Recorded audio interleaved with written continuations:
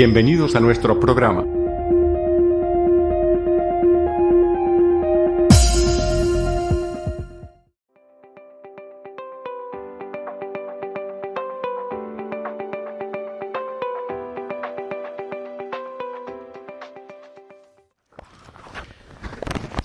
Le voy a pedir que ahí donde está, abra su Biblia, por favor, en el libro de Colosenses, en el capítulo 1, vamos a leer 2 versículos ahí, Colosenses 1, vamos a leer los versículos 9 y 10, vamos a continuar, hermanos, con la serie de enseñanzas que estamos llevando. El título de esta serie se llama La vida victoriosa, y nos va a tomar algo de tiempo lograr salir con todo esto, pero ya nos emboletamos. Este tema es una continuación del tema que vimos la semana pasada. Ok, sería la segunda parte. La semana pasada no nos alcanzó el tiempo para cerrar el tema, y voy a continuar con el tema 6, la segunda parte. Se llama Andando en el Espíritu, es el nombre del tema. Colosenses 1 del 9 al 10. ¿Ya lo tiene? Dígame, no le hace que se despierte su vecino. Amén.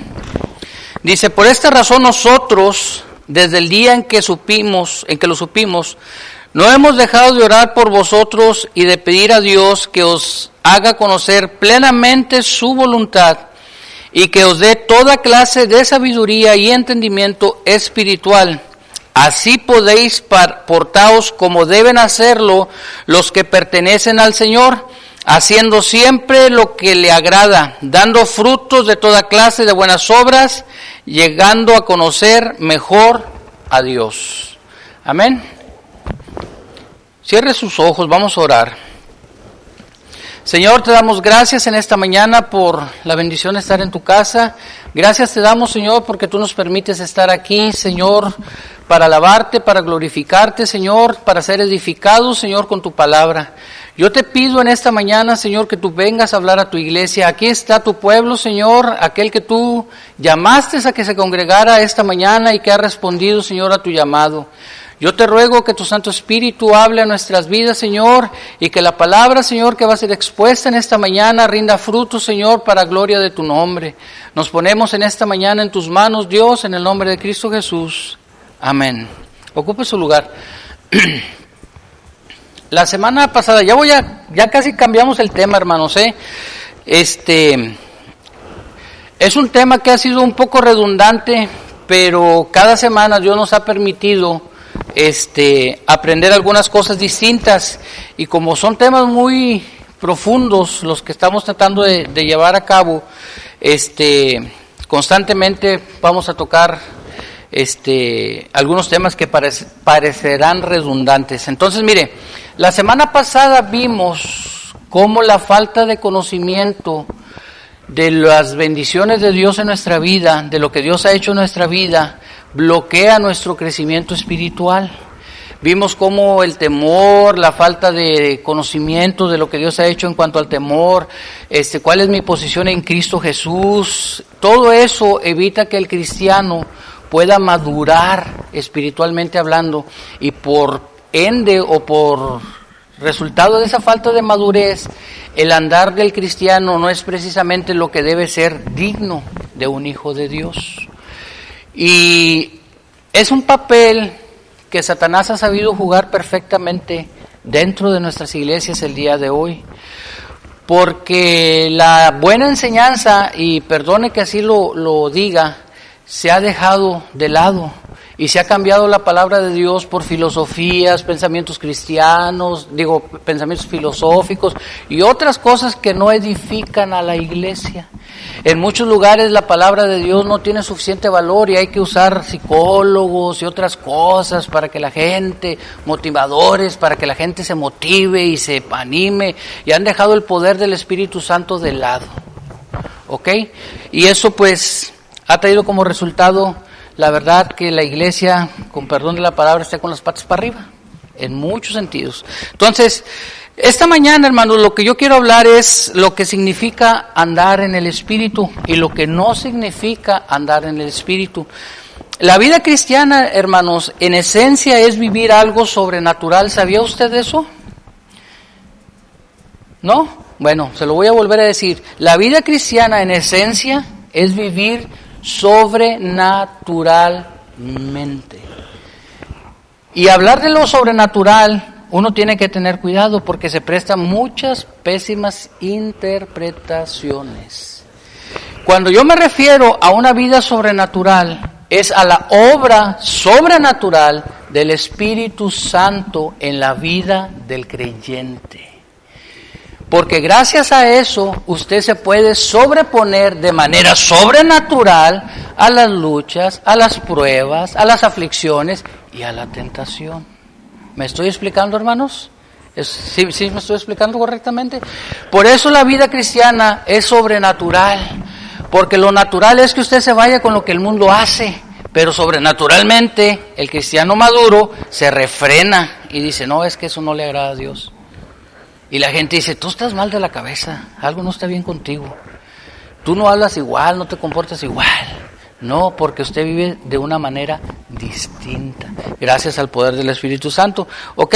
Entonces, mire, para no echarle mucho rollo porque el tiempo se va bien rápido, vamos a hablar de los límites de lo que es andar en el Espíritu, ¿ok? En 2 de Pedro, hermanos, capítulo 3, versículo 18, dice lo siguiente: antes bien, creced en la gracia, y el conocimiento de nuestro Señor y Salvador Jesucristo. A Él sea la gloria, ahora y hasta el día de la eternidad. Amén. El apóstol Pedro dice que debemos de crecer en dos cosas, en la gracia y en el conocimiento de Dios. Entonces, la vida cristiana, hermanos, tiene mucho que ver con lo que yo voy a aprender de Dios hoy, esta mañana, y lo que voy a hacer para aprender de Dios mañana. ¿Me estoy explicando? Su vida cristiana dependerá del conocimiento que usted tenga de la persona de Dios. Y ese va a ser el tema que vamos a empezar la semana que entra. ¿Ok? Su fe depende del objeto en el que usted tenga la fe puesta. ¿Ok? Ese va a ser el tema de la semana que entra. Ya le adelanté poquito. Entonces, si nosotros queremos ser verdaderamente cristianos maduros para operar dentro de la iglesia, dentro del cuerpo de Cristo, ¿cuántos creen que son un accidente de Dios? Dios no tiene accidentes. Usted es salvo por una causa. Dios tiene un propósito para su vida. Es decir, Dios lo rescató de su vana manera de vivir con un propósito. ¿Ha hecho algo usted por averiguar ese propósito? ¿O nada más viene todos los domingos a la iglesia? Nadie dice amén. Bueno, Dios lo salvó con un propósito, hermano. ¿Usted tiene algún un miembro en su cuerpo que no sirva para nada? ¿Usted tiene su oreja, su oído, su páncreas, su hígado, sus riñones, su corazón, sus venas? Aún este dedo chiquito, mire. Si le falta este dedo chiquito, usted pierde mucha fuerza de su mano. ¿Sabía eso? Si yo aprieto algo con este dedo abierto, usted me lo puede arrebatar con mucha facilidad de la mano. Y haga la prueba de lo que le estoy diciendo. Pero si yo cierro los 5 dedos, le va a costar trabajo arrebatarme lo que yo tenga aquí en la mano. Bueno, igual está usted, hermano, dentro del cuerpo de Cristo. Dios lo injertó en el cuerpo para que usted haga una función en el cuerpo de Cristo. Y de eso habla la madurez cristiana. Entonces, para poder operar, hermanos, correctamente dentro del cuerpo de Cristo, tenemos que operar dentro de los parámetros de Dios. Y eso se llama andar en el Espíritu. ¿Ok? Les voy a hacer una diferencia y le pido a Dios que me dé gracia para poder explicar esto. ¿Ok? La voluntad del cristiano maduro, hermanos, oiga bien la palabra que estoy usando. La voluntad del cristiano maduro siempre será inclinada hacia las cosas espirituales. La voluntad del cristiano inmaduro sigue siendo dominada por su carne. Ya hemos hablado bastante del tema. Nada más estoy tratando de refrescar o hacer como dicen los gringos, un overview para los que no han estado aquí constantemente. Pero así dicen los gringos, ¿verdad? Vamos a hacer un overview para que todos tengan la misma, ¿verdad?, entendimiento. Entonces, si somos maduros, debemos ser guiados por el Espíritu Santo y caminar bajo el Espíritu o bajo la guianza del Espíritu Santo. Escuche bien lo que le voy a decir, no es una fórmula mágica. No funciona a través de una oración chamánica en la que vienen y oran por usted y usted dice, es que ya quiero dejar esto y aquí y allá y ore por mí, hermano, para que el chamuco me deje. No, así no funciona esto. Es un acto de la voluntad, es algo que ya hablamos también. Usted tiene que someter su voluntad a la voluntad de Dios para que Dios pueda operar en usted. ¿Por qué? Vamos a hablar de eso un poquito más adelante. Entonces, mire, como la relación, la cuestión de la madurez cristiana es como esto, hermanos. Mire, ¿cuántos hay casados aquí? Amén. Todos, okay. ¿Y cómo le doraron la píldora a la hermana para que cayera redondita? A ver, ¿cuántos se acuerdan? ¿Cuántos se acuerdan? Decía un amigo, échale maicito para que camine para acá, para donde estás tú. Así decía. Decía, échale maicito. En otras palabras, que coma de tu mano, ¿verdad? ¿Ha oído eso? ¿Verdad que sí? Y se acostumbra, ¿verdad? ¿Cuántos se acuerdan? Amén. Lo que hicieron para enamorar a la hermana. Y la hermana también puso de lo suyo, ¿verdad? O sea, ¿verdad que sí? ¿Cómo se llama eso que inició? Una relación. Escuche bien. Cuando Dios en la Biblia habla de intimidad, escuche bien lo que le voy a decir porque le va a sonar un poquito así como que... La palabra intimidad generalmente en la Biblia tiene implicaciones de relaciones sexuales, es decir, íntimas, muy estrechas, cosas que solo ocurren en la pareja. ¿Me estoy explicando? Escuche bien. La madurez cristiana tiene todo que ver con esa intimidad que usted puede tener solamente con Dios. ¿Me estoy explicando?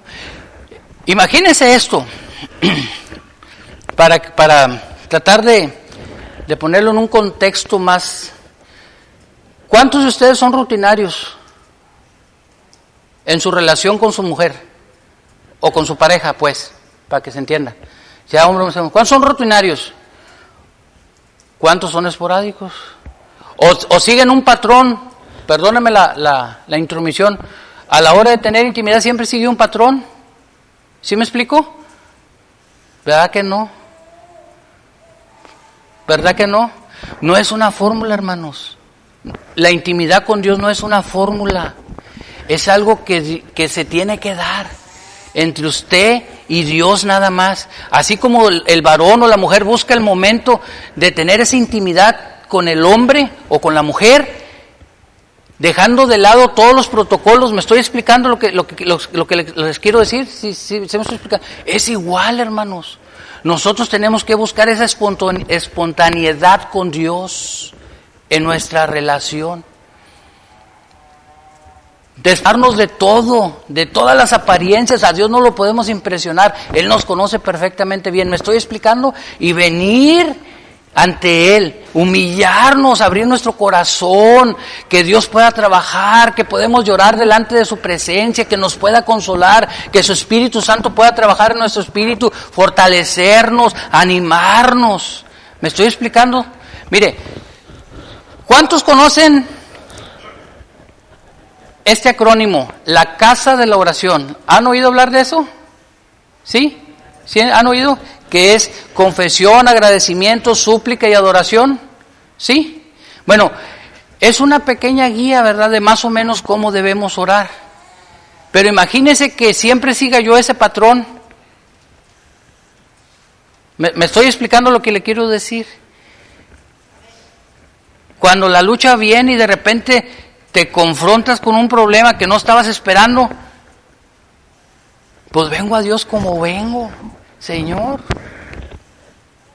ayúdame con esta situación. No sigo un patrón. Me acerco a Dios con la confianza que me debo de acercar a Él, sabiendo que tengo acceso libre. Eso lo vimos la semana pasada. ¿Se acuerdan que nos hizo sentar en los lugares celestes con Cristo Jesús? ¿Ok? Me estoy explicando entonces, ¿verdad, hermanos? Amén. Entonces, mire, vamos a hablar qué nos significa caminar en el Espíritu. Mire,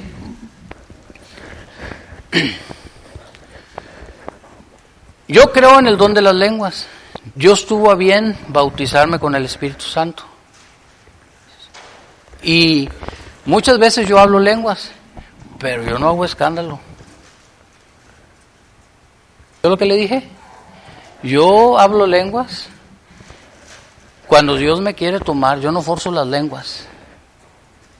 Eso es de Dios. Eso lo hace Dios. Pero yo no hago escándalo. Andar en el Espíritu, hermanos, no es voltear las bancas al revés, ni gritar mucho en lenguas, ni hacer escándalo en público. Eso no tiene nada que ver con andar bajo la unción y la guía del Espíritu Santo. Mire, fíjese lo que le voy a decir. ¿Menciona la Biblia que Cristo haya hablado lenguas? ¿Menciona la Biblia? Pero sin embargo sí dice que era guiado por el Espíritu Santo de Dios. ¿Verdad que sí dice? ¿Sí dice? Eso sí lo dice, ¿verdad? ¿Por qué? Porque tenía clara su meta y sabía que estaba puesto en esta tierra para cumplir la voluntad de Dios. Escuche, a eso lo llamó Dios a usted y a mí. Exactamente a eso. Entonces, algunas personas creen o asumen que una persona que habla mucho lenguas y todo eso es una persona muy espiritual. Déjeme decirle, no. Oiga, hermano, dígame lo que quiera. Yo se lo compruebo con la Biblia. Así, con la Biblia se lo compruebo. Eso no es. Yo lo puedo usar a usted como dice la Biblia. ¿Se acuerdan lo que cuando el primer tema que vimos que era la nueva naturaleza? ¿Qué le dijo? ¿Qué le va a decir Cristo a algunos que van a aparecer ahí? Señor, no profetizamos en tu nombre y en tu nombre echamos fuera muchos demonios, hicimos, subimos y bajamos. ¿Y Cristo qué les dijo? Apártense de mí, yo ni sé quién son ustedes. Y sin embargo, algunos eran hasta exorcistas porque echaban fuera demonios, pero no tenían una relación con Cristo. Entonces, tenemos que tener cuidado con eso, hermanos, porque ha habido muchos abusos en algunas doctrinas, como la del dar, ¿sí? Pero sin embargo, que haya habido abusos en la doctrina de apoyar a la causa de Cristo con dinero, no significa que no haya una verdad bíblica acerca de nuestra responsabilidad en sostener la obra de Dios. ¿Me estoy explicando? Que haya habido abusos en el don de las lenguas no significa que hay una verdad bíblica en cuanto a la llenura del Espíritu Santo en la vida del creyente necesaria para que éste se fortalezca espiritualmente. Estoy poniendo las cosas en su justo contexto, ¿verdad? Sí, o sea, me estoy yendo al centro. Estoy hablando de los dos extremos y lo que centra la Biblia en cuanto a esas y muchas otras doctrinas. Entonces, mire lo que dice la Biblia en Gálatas 5, 16 al 18. Yo se lo leo para ahorrar un poco de tiempo porque ya me queda media hora. Dice, digo pues, andad en el Espíritu y no satisfagáis los deseos de la carne. Porque el deseo de la carne es contra el Espíritu y el del Espíritu es contra la carne, y estos se oponen entre sí para que no hagáis lo que queráis. Pero si sois guiados por el Espíritu, no estáis bajo la ley. Ahorita vamos a hablar un poquito de esto. Pero me gustó mucho cómo lo traduce la Biblia, traducción al lenguaje actual. Se lo voy a leer. Por eso les digo, obedezcan al Espíritu de Dios. Es lo que está diciendo Pablo. ¿Ok? Y así no desearán hacer lo malo. La obediencia y someterse a Dios nos va a llevar a no desear hacer lo malo, es lo que está diciendo. Porque los malos deseos están en contra de lo que quiere el Espíritu de Dios, y el Espíritu de Dios está en contra de los malos deseos. Por lo tanto, ustedes no pueden hacer lo que se les antoje. Es lo que está diciendo aquí. Dice, pero si obedecéis al Espíritu de Dios, ya no estáis obligados a obedecer la ley, y de eso voy a hablar un poquito más adelante. ¿Ok? Entonces, mire, hablando de la ley, vamos a ver a qué ley se refiere aquí. Básicamente, en términos generales, la Biblia tiene 3 tipos de leyes. ¿Ok? La primera son las leyes civiles que Dios estableció: cómo gobernar al pueblo, cómo juzgar al pueblo, cómo tratar a los ancianos, cómo tratar a los minusválidos, cómo proteger a los que habían cometido algún delito o que se les acusaba falsamente. Esas eran leyes civiles. Lo que si fuera una especie de constitución, por decirlo aquí, así, pero esto era teocrático, es decir, Dios era el que gobernaba, Dios había dado esas leyes. Me expliqué, ¿verdad? Las otras leyes eran las leyes ceremoniales, todo lo que tenía que ver con los rituales judíos para la adoración a Dios. Los sacrificios, las ofrendas, los tipos de ofrendas, todo lo que tenía que ver con los rituales religiosos, ¿ok? Dice la Biblia que todo eso era sombra de lo que había de venir, es decir, que todo apuntaba hacia Jesús. Todos esos rituales, todos apuntaban hacia Cristo, hermanos. Todos tenían relación con Jesús, pero eso es otro tema, ¿ok? Y hay otra ley, que es la ley moral de Dios. ¿Alguien sabe cuál es esa ley? Los 10 mandamientos, hermanos. Esa es la ley moral de Dios. ¿Ok? Entonces, los 10 mandamientos o los 10 enunciados que Dios da en el libro de Éxodo siempre han estado presentes, hermanos.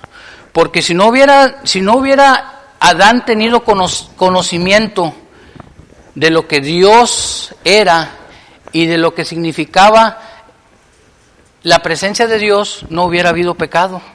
El pecado vino por la desobediencia, teniendo conciencia de lo que Dios demandaba. ¿Me estoy explicando? De otra manera, pues, ¿de qué se le acusaba si él no estaba ignorante? Pero siempre ha existido esto. Y en el Antiguo Testamento, aún antes, hermano, de que Dios diera las tablas de la ley, usted encuentra vestigios de esos mandamientos que Dios le había dado al pueblo. Les había prohibido que adoraran imágenes, les había dicho que Él era el único Dios. Ahí lo puede ver en Génesis, en Éxodo, Génesis. Todavía antes de que le dieran las tablas, Dios ya hablaba de eso con el pueblo, antes de que se las diera Moisés. Pero no me da tiempo para entrar en todos esos detalles, ¿ok? Entonces, mire, fíjese bien, si Dios nos ha hecho libres, entonces podemos hacer lo que queramos, porque déjeme le digo algo. Usted, cuando viene a Cristo, oiga bien, cuando viene a Cristo, usted es un agente moralmente libre. Dios lo hace completamente libre. Mire, Pablo toma la figura cuando alguien en el Antiguo Testamento, en los tiempos bíblicos, en los tiempos de Pablo, cuando alguien pagaba por el rescate de un esclavo, ese esclavo era libre de hacer lo que le diera su gana. Podía seguir siendo esclavo si él quería, o podía decir, aquí los dejo y ahí se guachan, ahí los veo. Yo ya soy libre, no tengo nadie que me sujete a nada. Bueno, moralmente, cuando usted viene a los pies de Cristo, usted es libre, oiga bien, completamente libre para hacer 2 cosas: obedecer a su carne o someterle y obedecer a Dios. ¿Ok? Un joven, hermanos, se acercó. Esta narración viene ahí en el libro. Se acercó al pastor que escribió este libro del que yo estoy sacando estas enseñanzas. Y después del servicio, el joven esperó que el hermano bajara del púlpito y se acercó a él y le dijo: oiga, pastor, le quiero preguntar algo. ¿Qué pasó? Dice: oiga, aquí tiene muchas prohibiciones, o ¿cómo está la cosa o qué? Dijo: ¿a qué te refieres? ¿A que si tenemos libertad o no tenemos libertad? Dice, sí, quiero saber qué tan libres son aquí para hacer cosas. Y dice el pastor, dijo, no te preocupes, muchacho, aquí podemos hacer lo que nos da la gana. Pastor, me está cotorreando, ¿verdad? Dijo, no, muchacho, mira, yo soy libre para ir a robar un banco ahorita si yo quiero. Porque no había nada que se lo impidiera al pastor, ¿verdad que no? Pero tengo la suficiente madurez para entender que si yo cometo ese delito, voy a tener que pagar por ese delito. Yo soy libre para abusar del alcohol, de las drogas, pero soy lo suficientemente maduro para entender que probablemente voy a terminar arruinando mi vida por cualquiera de esos vicios. Soy libre, dijo, yo puedo hacer lo que yo quiero con cualquier mujer y vivir una vida sexualmente desenfrenada y no hay quien me lo impida. Puedo hacer eso y muchas otras cosas más, pero tengo que entender que esa supuesta libertad realmente me va a esclavizar. Entonces, lo que la gente muchas veces viene buscando es esa cierta libertad a sus esclavitudes. ¿Me estoy explicando? Y aquí es donde entra un tema muy importante, hermanos. El legalismo. El legalismo. Mire, pedirle a la iglesia o predicarle a la iglesia que busque la santidad no es un legalismo, porque la voluntad de Dios es vuestra santificación. Eso es lo que dice la Biblia. Eso enseña la Biblia. El problema está en lo siguiente, hermanos, que creemos que andar en el Espíritu es una serie de prohibiciones. Los voy a llevar a los dos lados y luego vamos a tratar de buscar el centro, ¿ok? Y déjeme decirle que el legalismo lo único que produce es más pecado en la iglesia. Porque nunca el legalismo producirá un corazón rendido a Dios. Nunca imponerle reglas a las personas producirá que éstas sometan su voluntad a Dios. Eso es un acto distinto, hermanos. ¿Me estoy explicando? El Evangelio tiene todo que ver con lo que Dios ha hecho por mí en la cruz. Eso es lo que tiene que ver el Evangelio. ¿Me estoy explicando? ¿Sí? El legalismo es yo hacer cosas para que Dios me acepte. ¿Me expliqué? Ese es el legalismo. ¿Qué voy a hacer yo? Se lo compruebo con la Biblia. Porque los veo así con cara así como de signos de interrogación. Tin, tin, tin, tin, tin, tin. Se lo voy a comprobar con la Biblia. Mire. Mire lo que le pasó a los Gálatas. Oh, Gálatas insensatos. Se los voy a leer en una versión un poquito más subida de tono. ¿Ok? La Nueva Traducción Viviente lo traduce un poquito más clara. Ahí les va. Le dijo Pablo a los Gálatas, yo no. Oh, Gálatas tontos, les dice. ¿Quién los ha hechizado? Estamos en el capítulo 3 del 1 al 5. Pues el significado de la muerte de Jesús se les explicó con tanta claridad como si lo hubieran visto morir en la cruz. Esa había sido obra de Pablo, explicarles la obra de Cristo en la cruz.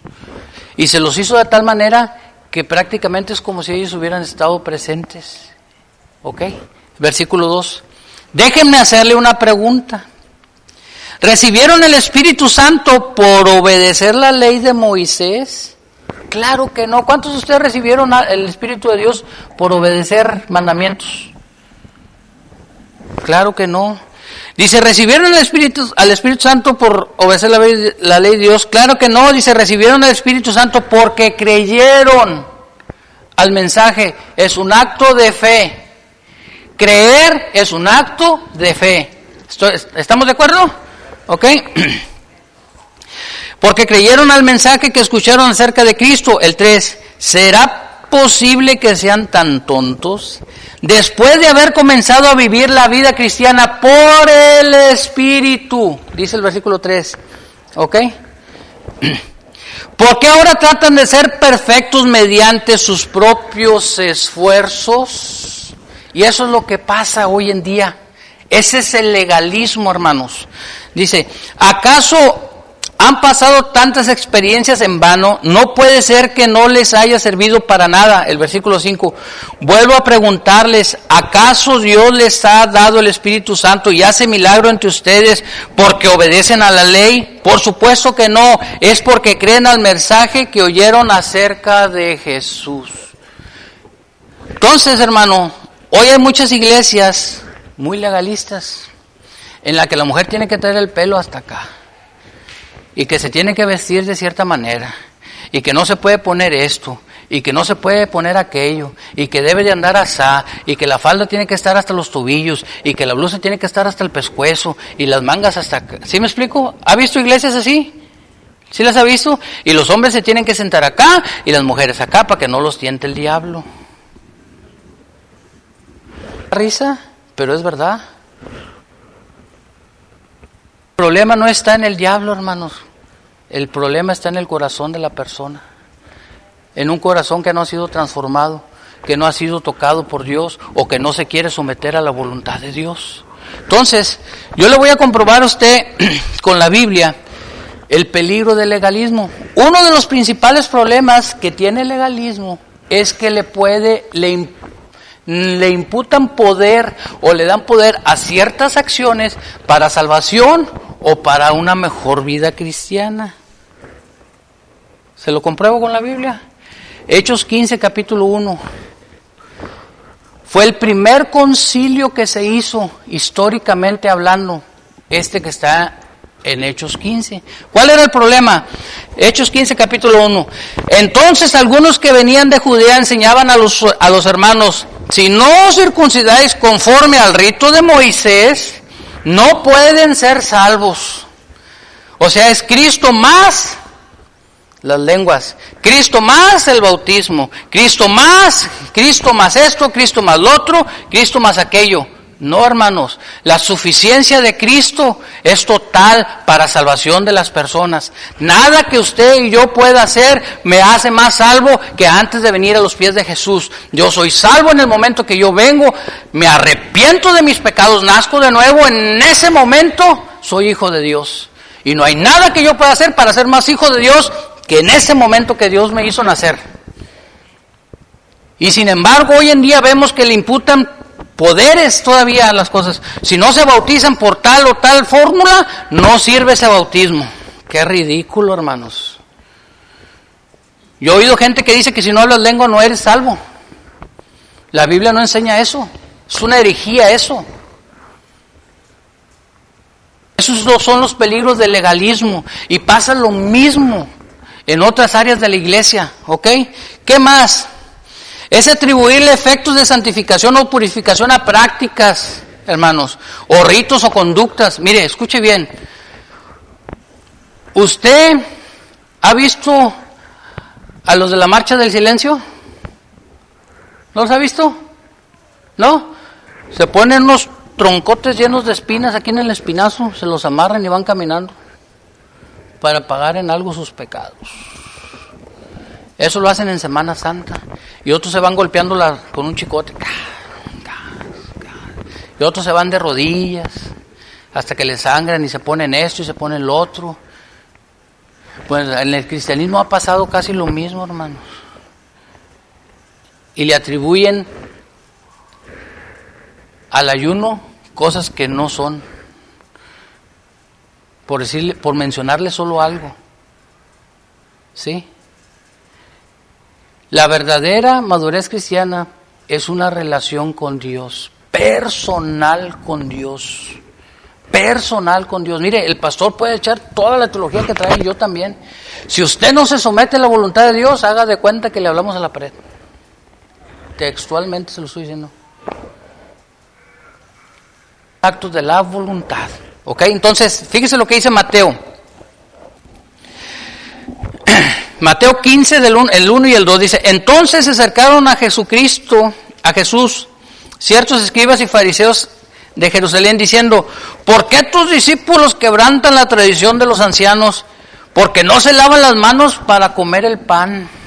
Cochinotes, como le digo yo a mi ahijado. O sea, ellos decían que si te lavabas las manos y tus manos estaban limpias, el pan que te comías te purificaba internamente. Ay, mira qué fácil. Y hay muchos rituales, hermano. Y la purificación de nosotros no viene por eso. ¿Me estoy explicando? Le ruego a Dios que sí, hermanos. Es atribuirle efectos de aprobación y merecimiento de las bendiciones de Dios, porque hay mucha gente que es bien legalista y viene y hace cosas a la iglesia porque quiere alcanzar el favor de Dios. No, hombre, espérame, mire, el favor de Dios no se compra. No hay nada que usted pueda hacer para comprar el favor. Usted no tiene nada con qué apantallar a Dios para acabar, ni yo menos. Usted no puede apantallar a Dios. Dios está para apantallarnos a nosotros. Nosotros no. Y hay gente que cree que sí. Mire, vaya conmigo al libro de Lucas. Si no, yo se lo leo para ahorrar tiempo porque ya se me está acabando el tiempo. Ya se me pegó mucho esta lección. Ya quiero pasar al otro tema. Se lo leo. Luego Jesús contó la siguiente historia. Se lo estoy leyendo en la Nueva Traducción Viviente. Es la versión. Luego Jesús contó la siguiente historia a algunos que tenían mucha confianza en su propia rectitud y despreciaban a los demás. No, yo vengo a la oración, hermano, todos los días aquí en la mañana. Y estoy todos los domingos aquí a tal hora y... No, hermano, yo aquí y allá. Confiaban mucho. Le hacían así. Mire, yo. Dice, 2 hombres fueron al templo a orar. Uno era fariseo y el otro era un despreciado cobrador de impuestos, así lo traduce esta Biblia. El fariseo, de pie, apartado de los demás para no contaminarse, hizo la siguiente oración: te agradezco, Dios, que no soy como un pecador como los demás. Señor, gracias porque yo no soy como la hermana fulana de tal, que es bien habladora, Señor. Qué bueno que no soy así. No engaño, no peco, no cometo adulterio, me porto bien, Señor. Soy muy bueno. Para nada soy como ese cobrador de impuestos. Versículo 12. Ayuno 2 veces a la semana y te doy diezmo. O sea, yo cumplo con los rituales de aquí de la iglesia. Yo pago mis diezmos, doy ofrenda y si se ofrece algo yo pongo la feria y ayuno y esto y lo otro. Pero ¿cómo estaba el corazón de ese hombre, hermanos? Completamente lejos de Dios. Era un vil y mugroso legalista. Fíjese lo que dice el versículo 13. Pero el cobrador de impuestos se quedó a la distancia y ni siquiera se atrevía a levantar la mirada al cielo. Mire, qué tremendo cuando uno reconoce ante quién viene y se postra, hermanos. Se ha perdido tanto eso hoy en día, hermanos. Hoy le queremos dar órdenes a Dios y le exigimos y otros hasta le cuentan y que cuando yo diga, espérate, o sea, ¿no tienes idea ante quién te estás postrando o qué? Este hombre reconocía su miserable condición humana, tal grado era su vergüenza que no se atrevía a levantar la mirada al cielo, porque sabía que estaba ante el Santísimo postrado, hermanos. ¿Cómo hace falta ese corazón hoy en día en la iglesia, en la gente, que entienda que venimos a ver a un Dios santo? Se ha perdido ese temor reverente. Se ha perdido, hermanos, ese temor reverente en la iglesia. Porque tenemos un desconocimiento total de la persona de Dios. Venimos a adorar a un Dios que no conocemos. Lo conocemos de oídas, pero no lo hemos logrado experimentar completamente en nuestras vidas. Este hombre no se atrevía ni a levantar la mirada al cielo mientras oraba. En cambio, dice, golpeó su pecho en señal de dolor mientras decía: oh Dios, ten compasión de mí porque soy pecador. Reconocía su miserable condición humana. Reconocía que necesitaba el perdón, el favor y la misericordia de Dios en su vida. El legalismo, hermanos, es un peligro muy grande en la iglesia. Ese es un extremo, pero ahorita le voy a hablar del otro. Luego les dijo, el 14, les digo que fue este pecador y no el fariseo el que regresó a su casa justificado delante de Dios, porque los que se exaltan a sí mismos serán humillados y los que se humillan serán exaltados. Entonces, El legalismo, hermanos, es un grave peligro hoy en la iglesia.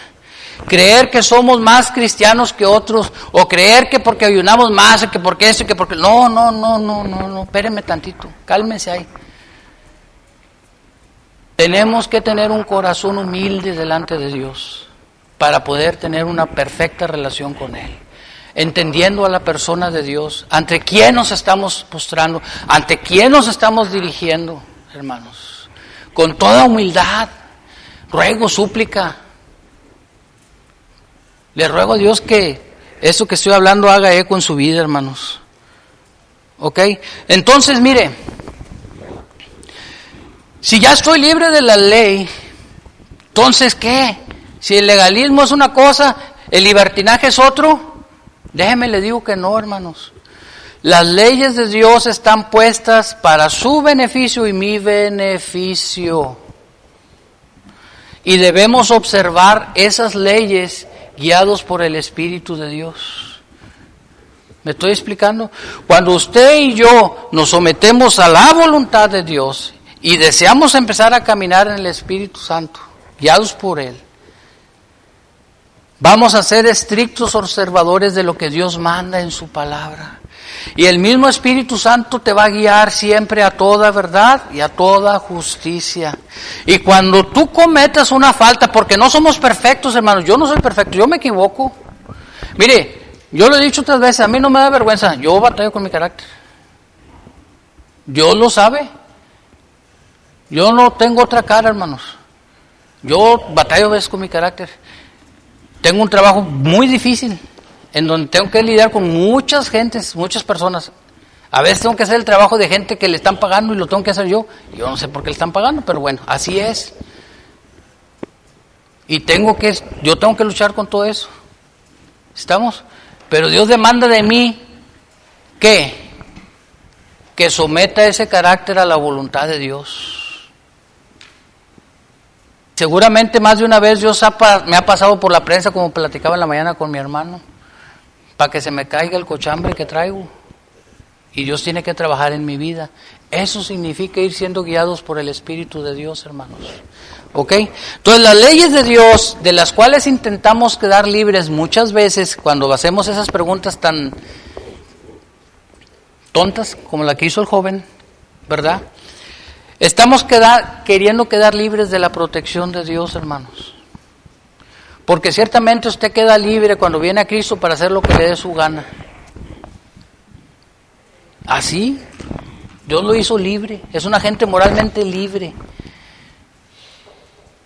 Pero debemos someter esa libertad a la voluntad de Dios para andar en Él. ¿Me estoy explicando, hermanos? Amén. Entonces, mire, vaya conmigo, porque ya voy a acabar, déjenme, me voy a tener que adelantar, hermanos. Vamos a ver qué significa andar en el Espíritu. Andar lleno del Espíritu Santo no está caracterizado ni por la licencia, ni por el legalismo, ni por el libertinaje. Es que aquí puse otra palabra, pero ya no la pude pronunciar. Ni por el legalismo, ni por el libertinaje, sino con la libertad que Dios nos ha dado. Eso significa andar en el Espíritu. Que Dios nos ha hecho libres para seguirlo a Él con plena libertad. ¿Me estoy explicando, hermanos? Dice, 2 de Corintios, en el versículo, capítulo 3, en el versículo 4, y tal confianza tenemos mediante en Cristo. Mire, si me da tiempo, voy a leer todos estos versículos. Mire, en este capítulo 3, que voy a leer ahorita, porque son bastantes versículos, voy a tratar de explicarlos todos. Pablo está hablando, habla que nosotros somos cartas abiertas. ¿Ha leído ese versículo? Que el mundo puede ver. ¿Sí lo ha leído? Ahí está, ahorita lo vamos a leer. Usted y su vida y la mía son cartas abiertas. La gente puede ver lo que Dios ha escrito en nuestras vidas, es decir, lo que Dios ha ido haciendo. Cuando Pablo toca este tema, Pablo está presentando una defensa de su ministerio apostólico, porque Pablo tuvo muchos problemas porque fue el último de los apóstoles que Cristo llamó, personalmente Cristo lo llamó, ¿ok? Y lo instruyó también porque le reveló muchas cosas. Entonces, hablando de eso, había muchos falsos apóstoles, como pululan hoy en día, que ya cualquier hijo de vecino es apóstol. Entonces, se mandaban cartas, ¿verdad? Decía, oye, te va a ir a ver el apóstol, ¿verdad? Fulano de tal, ahí te va. O va fulano siervo, y mandaban una carta que amparara a ese visitante que iba a esa iglesia, ¿sí? Y había muchas cartas falsas que circulaban también. Entonces, a Pablo más de una vez lo llegaron a confrontar, porque pues él decía que era un abortivo, o sea, había sido hecho apóstol fuera de tiempo, por eso dice que era un abortivo, porque había hecho apóstol ya después de que Cristo había ascendido al cielo, había sido glorificado y todo. Cristo lo llama, o sea, no estuvo dentro del tiempo de los 12 apóstoles, sino fuera de ese tiempo. ¿Ok? ¿Me expliqué? No lo quiero confundir. Ok, entonces Pablo está hablando acerca de esto. Y Pablo está hablando de que la mejor carta que él tiene de recomendación es la vida transformada de los corintios. Por eso él dice que ellos son esa carta abierta. Ok, vamos a leer en el versículo 3, porque me ahorré unos versículos.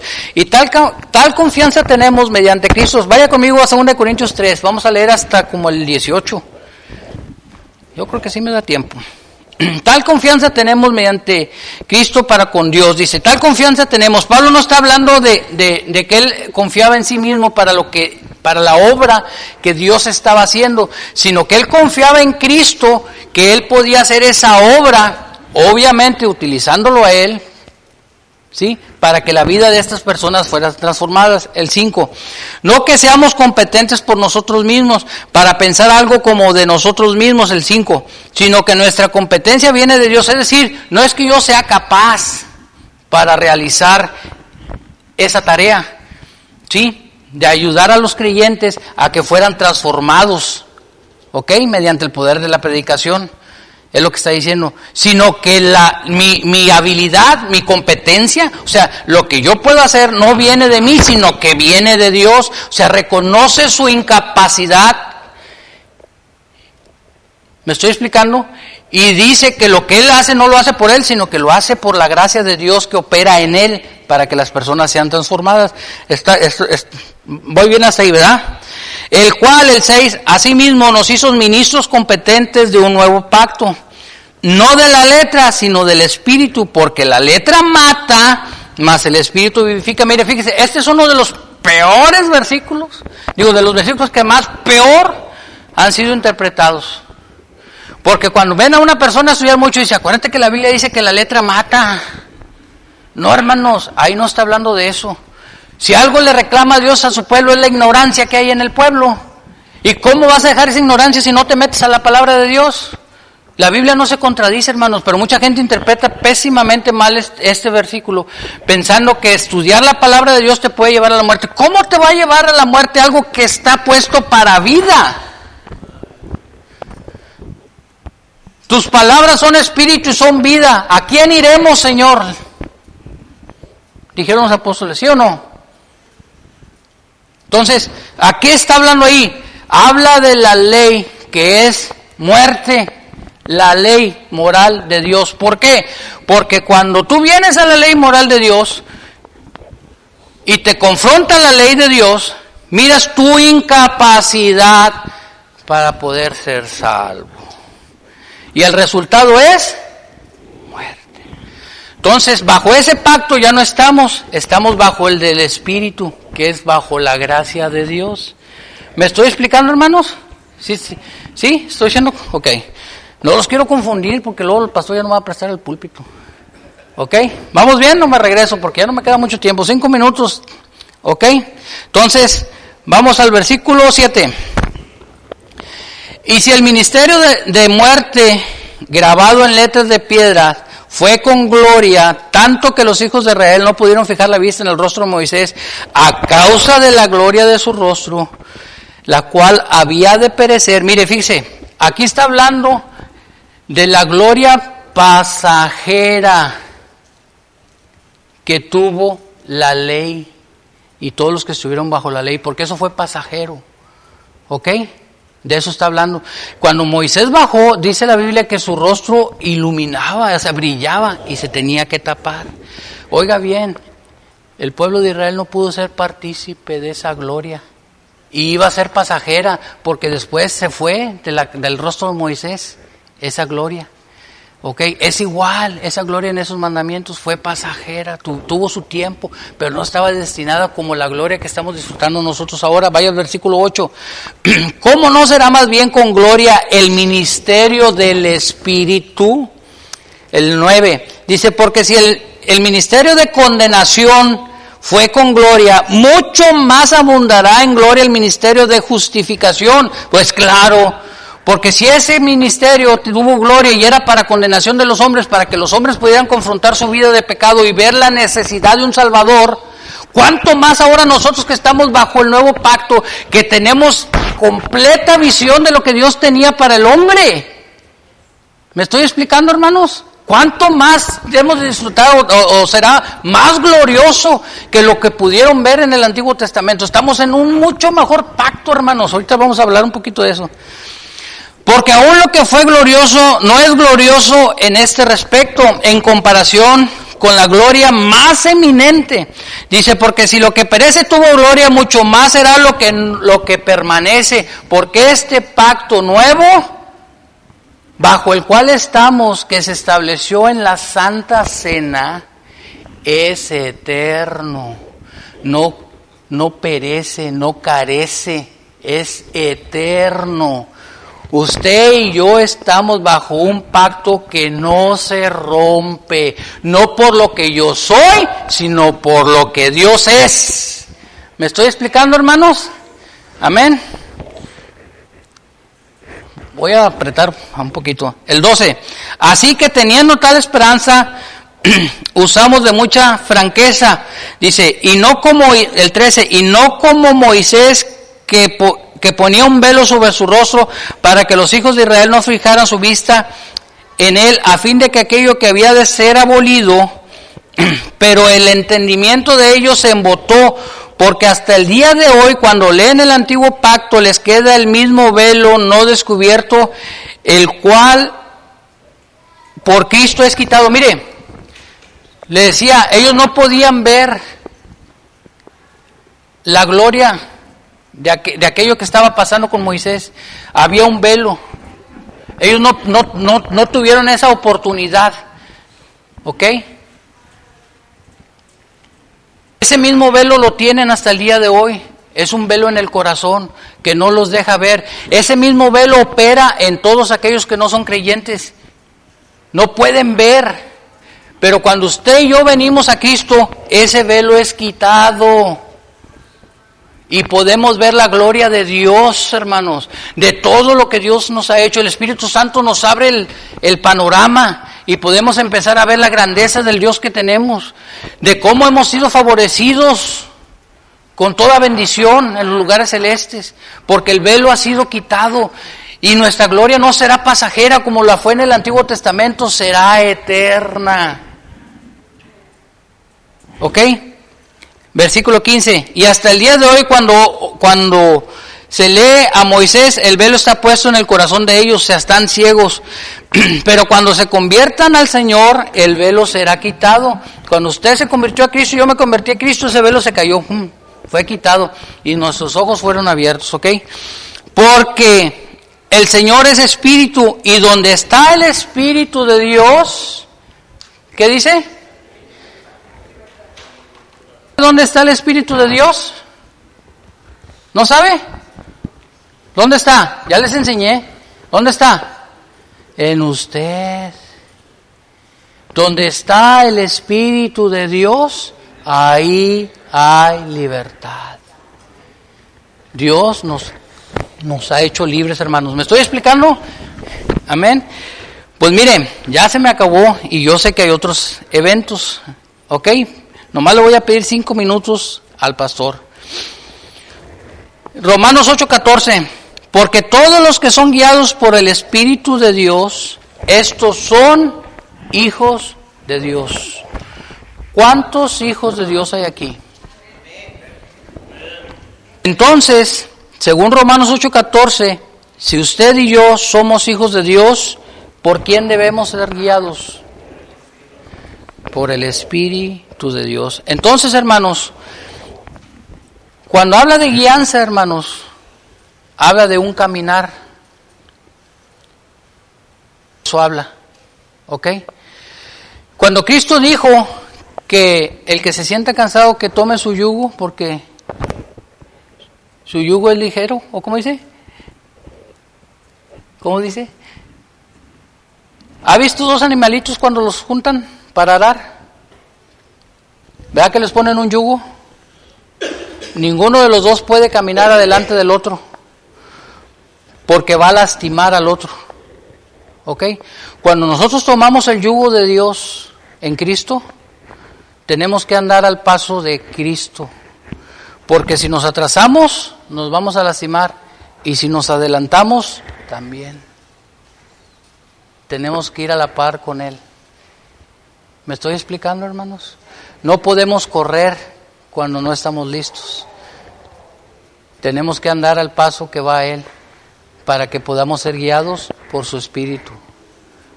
Amén. Póngase de pie porque ya se me acabaron también los 5 minutos. Y ya, vamos a cambiar el tema para la semana que entra, ¿ok? Vamos a orar. Cierre su rostro, incline su rostro, por favor. Señor, te damos gracias por la bendición de tu palabra. Gracias te damos, Señor, porque tú has sido bueno con nosotros y hasta el día de hoy tú nos has dejado. Tú estás siempre, Señor, en control de las situaciones, siempre estás al pendiente de nosotros y a ti no hay nada, Señor, que te tome por sorpresa. Gracias te doy, Señor, por tu amor, por tu cuidado, por tu fidelidad, por tu misericordia, por tu amor, por todo lo que has hecho, Señor, en nuestras vidas. En esta mañana, Señor, te quiero decir que aquí está nuestra vida. Estamos dispuestos, Señor, a ser guiados por ti. Yo te pido, Señor, que tú nos ayudes cada día a poder conocerte mejor, a poder crecer en el conocimiento tuyo, porque eso sin duda traerá fruto en nuestras vidas. En esta mañana yo te pido, Señor, por la vida de mis hermanos que están aquí presentes, la vida de cada uno de ellos, Señor, yo no la conozco, pero tú sí. Tú sabes, Señor, si ellos tienen necesidad, problemas, situaciones en su casa que tienen que ser resueltas. Yo te pido en esta mañana, Señor, en el nombre de tu Hijo amado Jesucristo, que tú obres en la vida de ellos, que tú obres en favor de ellos, Señor, y que tu mano de favor y misericordia se mueva, Señor, en la vida de ellos. Gracias te doy, Señor, por esta congregación que se ha mantenido fiel, Señor, a tu palabra y está aquí cada domingo, Señor, para ser edificado por ellas. Yo te pido que tu palabra, Señor, rinda el fruto, Señor, en los corazones de cada una de nuestras vidas, Señor, de tal forma, Señor, que tú seas glorificado en nuestras vidas todos los días. Nos ponemos en tus manos y te damos gracias en esta mañana, Señor, en el nombre de Cristo Jesús. Amén. Dios les bendiga, hermanos. Dejo lugar al pastor.